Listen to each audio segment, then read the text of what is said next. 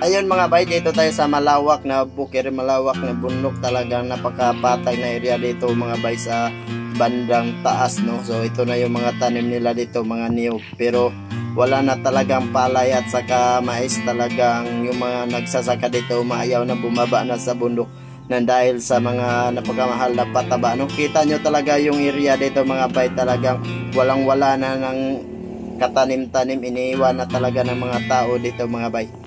So napakahirap, no, na dito na magsasaka, talagang nahihirapan. At ayun, yung ating kasama tayo dyan naglalakad.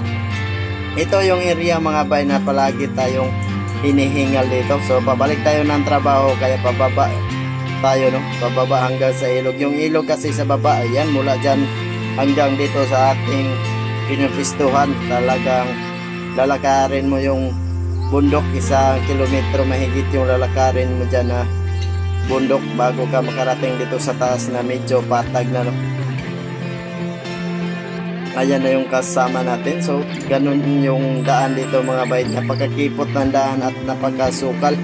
So dito na tayo banda sa baba mga bay. Ayan na yung bundok, no, yung paahon na daan, kaya nakailang pahinga tayo dyan mga bay pag tayo ang naglalakad pabalik pauwi sa atin mga bay, no.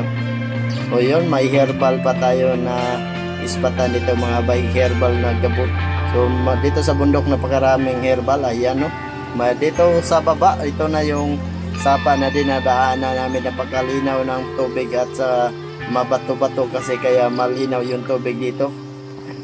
At saka mahina na kasi medyo mataas na rin yung init mga bay. So dito na tayo sa ilog pala mga bay. Ito na yung ilog na palagi nating tinatawid, no. Ayan na yung ating kasama. Ayan, medyo maliit yung ilog ngayon kasi one day umulan. Ayan, no, napakalawak na dito. Dito banda mga bay, marami nating bahay dito. Medyo malapit-lapit na kasi ito sa kalsada mga bay, kaya marami ng tao dito. Ayan na yung ilog, ang ating ilog na tatawirin. Ayan yung ating kasama, nagumpisa ng tumawid sa ilog. Medyo mababaw lang yung ilog, pero pag nagulan dyan, talagang napakalaki din na ilog na yan mga bay. Yan ang palagi natin tinatawid. 3 tawiran yan mga bay bago tayo makarating sa ating pinag-iwanan ng motor na may kalsada mga bay. So yun, pababa na tayo mga bay, at tayo ay tatawid na rin. Ayan. So yun, dito na tayo sa ilog mga bay. Ayan, so pa video tayo. Siyempre smile tayo dyan habang nagbibideo para makita din ang ating mukhang bako. Ayun, so talagang grounded yung spark plug natin dyan mga bay. Ayan, o, tatawid na tayo. So video pa rin tayo kasi hindi naman gaano malakas yung agos, kasi mababaw lang yung tubig mga bay.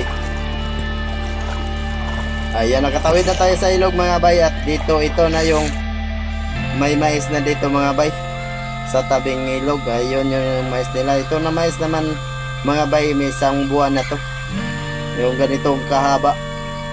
1 buwan na tong simulat tinanim, no.